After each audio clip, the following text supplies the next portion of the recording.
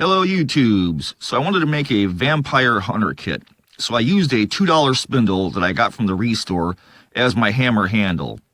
I went ahead and cut it up into sections to use the own sections as the hammer handles and the head area. I chopped it up, took the sections from the stair spindle and used them for the head of my hammer. I wanted something long and elegant, more of like a tool as well as a weapon, but not some stupid blocky mallet. So I took the sections and screwed them together, and then I covered them in auto body filler so that they would hide the screw heads and you wouldn't see the indentations. So the whole head is actually glued together and screwed together when the three sections are together. And then I put some decorative tacks in the bottom edge of the hammer, and I shaved the pommel of the hammer down just to give it a little bit of style. So once I got the body filler on and sanded down, I have everything glued together. I used a torch to burn the handle, and then I just scuffed it into that natural brown color. That is not stained. That is just burnt wood that I scuffed, and then I put a little bit of gold paint on the edge of the hammer on the bottom. After that was done, I coated the whole head of the hammer in black panel glue from the automotive industry. I found a cheap cross at Hobby Lobby, and I got some more spindles from the Home Depot store. The hammer was basically covered in the panel glue. It was good to go, and I cut the spindles up to make the stakes out of them. I went ahead and got on Amazon and bought a bag of little bat charms and decorative thumbtacks, which is what you see on the hammer here. I had it masked off. The panel glue is on there. I was getting ready to paint the hammer handle like a multiple finish, kind of charcoal gray color. I glued all the emblems on first, and then I went ahead and painted it, and then I had the handle I wrapped in samurai cloth from Amazon. I glued it on, and then I put some decorative thumbtacks to hold it into place. So that's the hammer right there on my front porch. I put 2 pumpkin teeth in the front edge for prying up coffin lids. The big end is for knocking in stakes. The small end is for knocking in coffin nails. So when I took the stakes out, I went ahead and put polymer clay at the edge of the stakes and pressed in a little pentagram that I got off of Amazon. And then I baked those on with decorative thumbtacks again. And then I put clear coat on top of the polymer clay after it was done baking to look like wax. And then I ground them sharp with a angle grinder. I went on eBay and I found a antique bone saw. I took the hacksaw blade out of it and I swapped in a bow saw blade. I cut it down to fit the antique handsaw, and then I rusted it with my own little special formula I use, so that way I had a proper saw to be chopping off vampire heads after you pin one to the ground. I did buy a used violin case off of eBay, but all my props were too big to fit in it, so I have to go look for something else to hold this whole vampire kit together in. So the violin case really didn't work out for me. So I wanted to have an offensive weapon, not only just use the hammer since it was more of a tool too, so I bought a cheap dagger off of Amazon and I tore apart the handle. I covered it in clay and polymer clay, shaped it into a Grim Reaper and baked it so that my vampire hunter kit would have an offensive weapon to fight against the vampires too. I do have a separate tutorial on this on YouTube, so you can look this one up and see how I made the actual dagger for it. Welcome back, YouTubes. I thought since we're still under quarantine, I would go over one of my little Facebook build projects and show you guys my progress. You guys seen the little slideshow. I figured I'd show you the individual components I have so far. If you guys had seen my casting and molding video, I took an old railroad spike and I casted it and I got a couple of spikes out of it. These are just fiberglass with tinted mica powder in it. I went ahead and beat them up a little bit in my little tumbler can. I sprayed them black, and then I took a stink nasty shop towel rag and just wiped off the excess black, and that's exactly just about how they came out of the molds, minus me beating the hell out of them. Just in case you want to, after you cut a vampire's head off, you want to stake his hands to the ground, I figured I'd throw a couple of stakes in there for option. I did have a vlog on the knife I did. This is just a cheapo Amazon dagger that you guys saw in the little slideshow. It's dull, so nobody can get hurt. It's all polymer clay, baked. I think I baked this guy 3 times. I went ahead and added some little rhinestone eyes to him, so I thought that'd be kind of cool. I think I'm going to leave it the white, kind of pearl white color it is, and I may antique a little more, I don't know. But I figure a vampire slayer's got to have a backup weapon, so I figure a dagger would be cool. My favorite part of the build so far is the hammer by far, which started out as a little railing spindle that you guys saw in the slideshow. And these are just a bag of bat charms off of Amazon and a decorative thumbtacks. This is a katana wrap for samurai swords. And then I just use a bunch of decorative tacks to kind of dress up the hammer, but it's lightweight. I mean, it's wooden. The whole head is wooden. Spike is fiberglass. It all looks like it's kind of one piece. But I think when I built this thing, I was kind of going for a multi-purpose tool, like I said in the little slideshow, versus a block mallet that everybody uses, because I hate those. I think they're stupid. So I wanted to use the big end for hammering in spikes, which you guys saw the spikes. These are just more railing spindles. Instead of having just 2x2 chunky blocks, which look dumb, I use the same decorative thumbtacks on the spikes.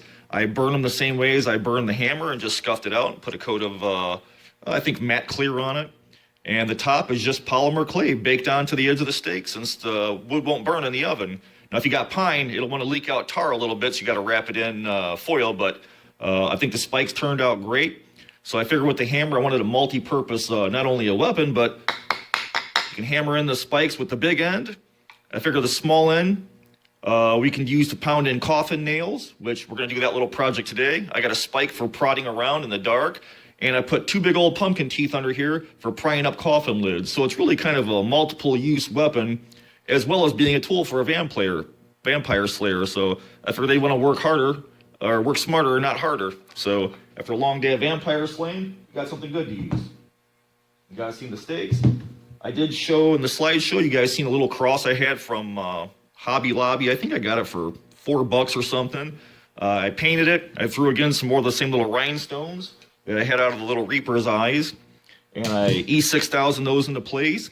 And then I just cut down another piece of spindle, drilled a hole in it, stabbed this down in there, and E6000 it. And that's a little bit of plasti dip tool coverings for like your wrench handles and stuff like that. So you got to have a nice crucifix if you're going to be a vampire hunter.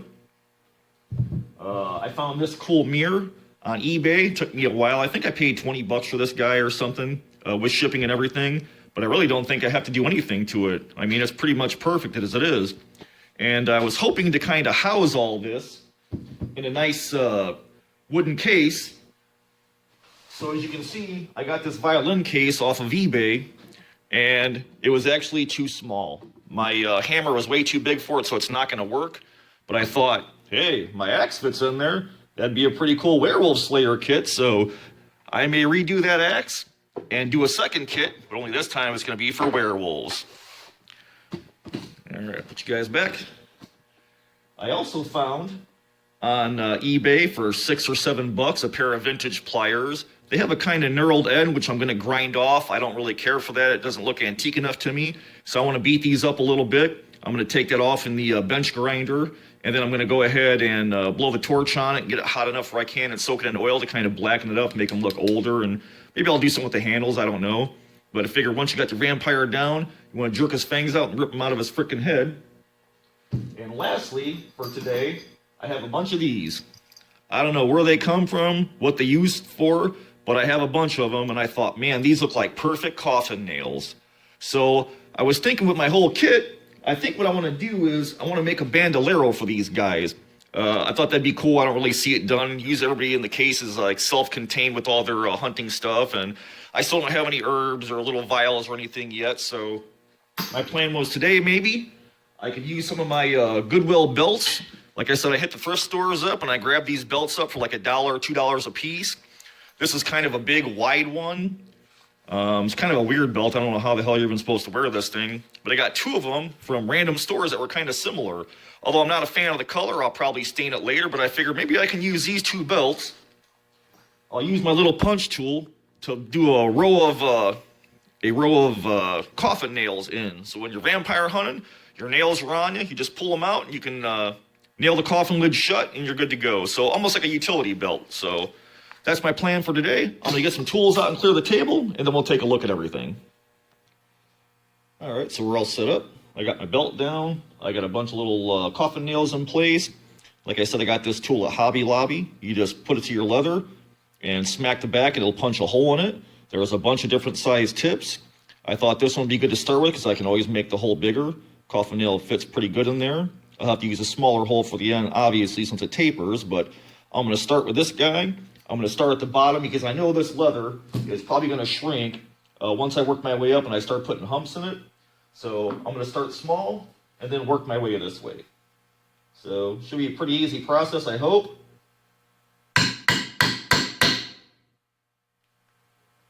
And I'm through. Put these guys off, and that's what you get. So I'm going to see if I can find a smaller size, put a nail through here, and then see if it fits or if I got to open it up more.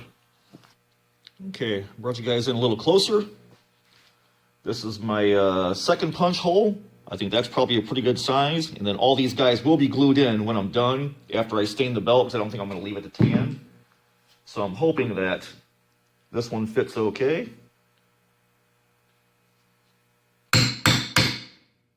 Boom, we got us a hole.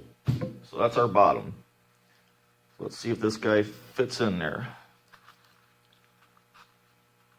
Hey, I'm liking that. That's pretty cool.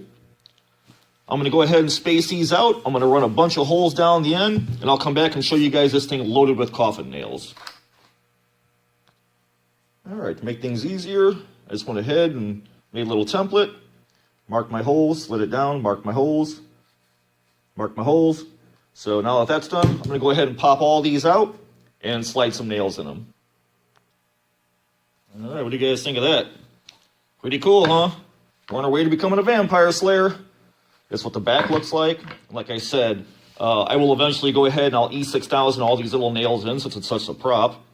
The front's going to have to be scuffed and sanded and then restained because you can see just a little tape pulled up some of the color, which is fine. I only got the belt for $1 and I wanted the big wide strap. And I'm kind of looking like, man, wouldn't it be cool, like at the end, since this is a bandolier, like what if the hammer fit in there? So I think I'm going to pull this ring off. Come on, ring. And cut this leather strap off and see what the hell's underneath this thing. So I'm going to shave this sucker off. Ooh, it's rusty. That's still a good ring, though. Oh, okay, so we got a rusty ring.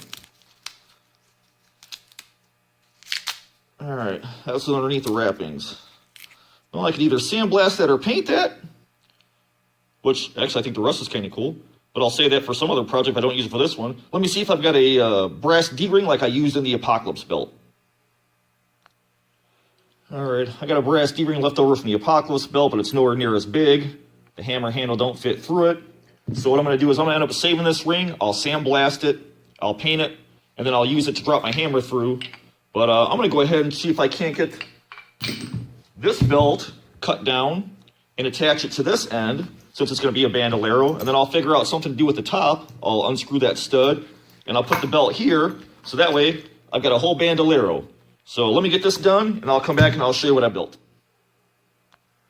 All right, so I took the end of this other belt. Here's the head of it. I just went ahead and laid it across the top of this. I've been drilling some holes in there and then putting some more studs in that are left over from the Apocalypse belt build. You just put a little tiny flathead screwdriver on it and tighten it down, which I'm not going to tighten it down yet. I'm going to save it till after it's stained, but I'm going to make the belt so I can take it apart and distress it and stain it later. So I'm going to finish up this end. I'm going to cut the head off, put it on the bottom end, and then I'll show you guys what it looks like.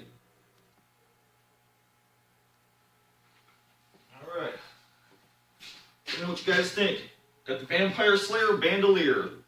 Got all our coffin nails in place. I use a couple of $1 for belts. I use the middle section of one. Don't need those parts. Got a place to hang the old battle hammer. So I thought that's kind of cool. It's like, hey, bonus today. Not only did I get some coffin nails, but I got a place to hang the hammer. So that's pretty cool. I'm going to keep on adding to this build. Eventually I got to build a box for it. But I got another part knocked out today, which is great. Like I said, it's cheap stuff, leftover wide built. You know, I've never seen anybody do anything like this before. So hope you guys enjoyed it. Hope you guys are hanging in there with all this coronavirus BS. Hope you're spending some family time and getting some stuff done around the house.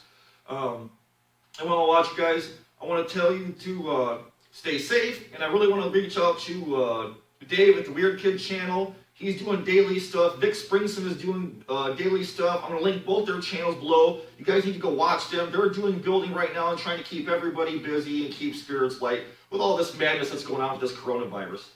So for today, that's another coronavirus edition. Vampire Slayer Kit Bandolier. We'll do some more later on. I promise you. I got a lot more to build for this thing. So you guys stay safe.